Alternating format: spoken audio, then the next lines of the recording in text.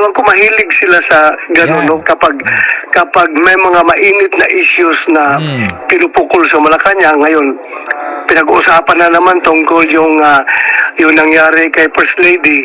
Ngayon, gagawa na naman sila ng issue about ICC and the senator para to divert the issue. Yan man ang mahilig ang mga tao dyan sa Malacanang. Yun. Sa aking pagkakatanda, wala naman po tayong na-erase na mga old issues. Sino po ba yung mahilig mag-raise ng old issues na sa ating pagkakatanda ay nagkaroon pa po ng hearing patungkol sa isang pre-operation ng PIDEA na ang taon pa ay 2012? Lagi na lang siya sumasakay sa peke, ano?